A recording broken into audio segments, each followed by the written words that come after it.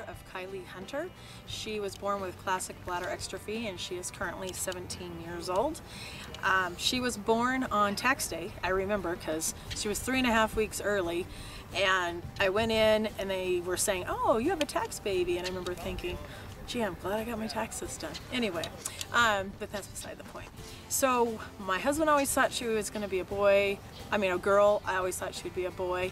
And so when I went into labor, we went in and I had her, and the doctor, we're like, oh, is it a boy or a girl? And he says, I think it's a girl. And I remember thinking, wait a minute, you think it's a girl? What do you mean you think it's a girl? And so he says, well, go get so-and-so and go get so-and-so. And then pretty soon the on-call pediatrician came in and he says, oh, what's her name? And I said, so it's a girl? And he says, oh yeah, it's a girl. But my OBGYN felt really bad, A, for not catching that she had bladder exstrophy in the ultrasound, and B, not knowing if she was a boy or girl, because he couldn't tell. So he said, I'll take the placenta and go get it all checked out. And so so he did, and a day later he came back and said she's all girl. And I was like, okay. So that was nice to know, and it's nice to know that we have that option. So it's my understanding that that is somewhat common in exstrophy, that the genitalia sometimes can go either way, or you're just not sure. So that is something you can get checked out on. Kylee, after that, had there was no peds NICU there at that hospital, so they took her by ambulance to another hospital. I had to stay overnight in the hospital and wait to see her the next morning. That was very difficult because my mom, my dad, and my husband all, of course, wanted to go be with Kylee. So I kind of just hung out in the hospital. Luckily, my sister came to stay with me. But I got out as soon as I could the next morning, went down there, and we were on the phone with doctors trying to figure out what do we do? How do you just make her better, right? Gotta make her better so we can take her home. And we met with the surgeon, I think it was Saturday night or the following Monday. And I said, how often do you see this? And he said, once a year. And I'm thinking, okay, well, this is a rare condition. Once a year, that sounds pretty good to me. And so we just put our trust in him that everything was going to turn out okay. So a week later, they did the surgery, which later on we found out was supposed to have been done within 24 hours. But he told us the older she was, the better chance she had at the surgery, which again, made sense to us. So she had her initial closure, which was about 7 days old. And they had told us that there was a chance of dehiscing, but I didn't really understand it at the time. So he left to go out of town ironically, to go listen to Dr. Mitchell in Texas about 3 days later. And on, I think it was the following Wednesday, Art and I were at the hospital, and we watched her whole incision just completely dehiss and the whole bladder come back out again. It was the worst night of my life. I remember thinking, someone give me a needle and thread, I'm gonna sew this back on myself. And we got on the phone with the doctor and found out that he was at that conference. I just thought that was strange. Anyway, so needless to say, for about the next 3 weeks she stayed in the NICU that they had there at Sutter Memorial in Sacramento. And they had cut her from the front instead of the back. No, they cut her from the back instead of the front. They did it wrong, and they had her wrapped in this, she looked like a little mermaid, and it was the wrong way to do it. We found out about the ABC discussion group, and they quickly told us about Johns Hopkins and Children's Hospital in Seattle. And by the time I called up to the hospital in Seattle, people had already told them about us. So there was a mom that had a daughter with bladder exstrophy in Sacramento area, and it was just really very warming and very consoling to know that there was this community out there. So needless to say, we flew up there a week later because we had to wait for cheaper plane tickets, and they said that they would do the surgery as soon as we could. So my husband got off work, we went up there, she had another surgery to put the bladder back inside, and that was with Dr. Mitchell. Dr. Grading, ironically assisting, who eventually took over for Dr. Mitchell and became Kylee's urologist. And the bladder stayed inside, everything was great. At about, I took her home, and they had her in a spica cast and for a while. And we had that weird car seat that you prop her in. I don't know, it was strange. The best thing we found was just to get a bean bag, and we just stuck her in the bean bag, and she seemed to be fine doing that. Okay. And then when she was about 18 months old. They wanted to do the ureter implant and bladder neck repair, and we went up there and they didn't like how her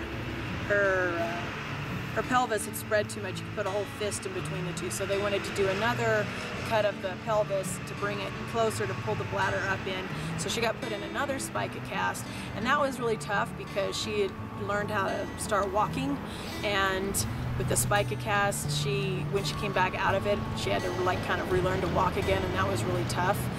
And it was, we did bring her home from the hospital for a couple of weeks before that second surgery with the bladder on the outside of her body, and that was a little crazy and interesting, but I was scared to take care of her that way, but it ended up not being as hard and bad as I thought. Once she was 3, we went up and she had her first augmentation and the Mitrophanoff put in. I remember afterwards him saying that they used her appendix to make the Mitrophanoff. I didn't remember him saying that, so when he said that I thought, wow, she has no appendix anymore. But anyway, so they used the appendix for the Mitrophanoff. We took her home. Well, we were up there for quite a while, and then we took her home and she was in that. It just didn't work. I think there was so much scar tissue from the initial surgery that was done incorrectly that they weren't able to get that bladder. It just turned her whole little bladder. I think at first it was an 8cc bladder. Then when they did the first augmentation, it never got any bigger than a 50cc and ended up being like all scar tissue. And so she lived with that for quite a while, and she was always leaking. She wore pull-ups, and she dealt with it quite well. I was always very proud of Kylee. She's a strong soul, and kids would say, oh, you're wearing a diaper, and she'd say, no, I'm not, I'm wearing a pull-up. Anyway, I always thought that was really funny.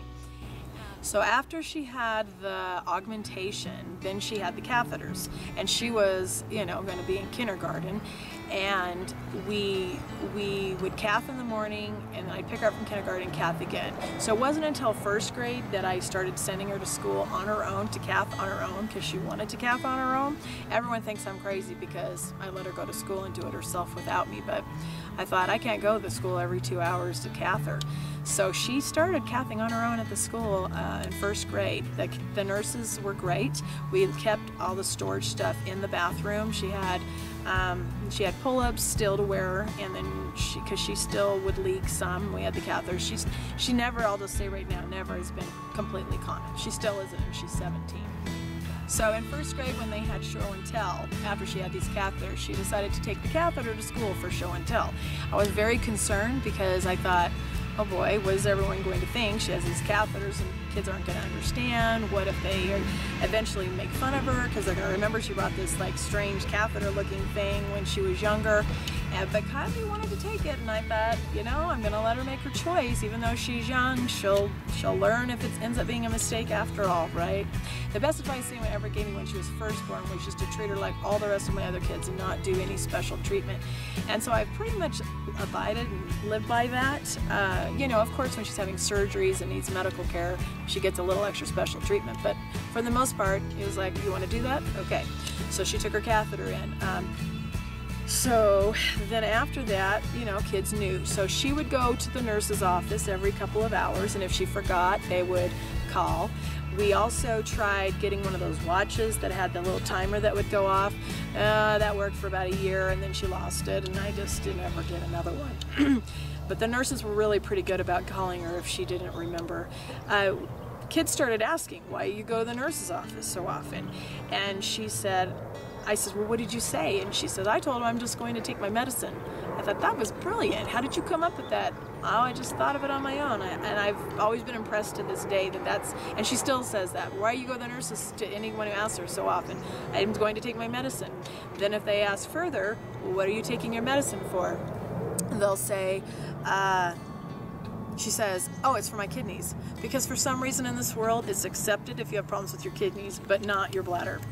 Because I guess everyone associates bladder with urine, and you know, no one wants to talk about urine, but kidneys apparently doesn't involve urine, people think. Anyhow, so that's what she does, and she's always done great. So that's how she's dealt with it all. We started having problems. She was just leaking so much that we thought, let's try the bladder neck wrap. So we did a bladder neck wrap, and that did not work at all. All it did was cause her to have more backup into her kidneys and get more infections. So after about 2 years of getting infections every 6 weeks and missing a lot of school, we decided to go see Dr. Grady and ask what our options were, thinking that probably we would just tie our bladder neck off. And up at Seattle, they don't always necessarily encourage that because they like to have another outlet just in case there's something else goes wrong.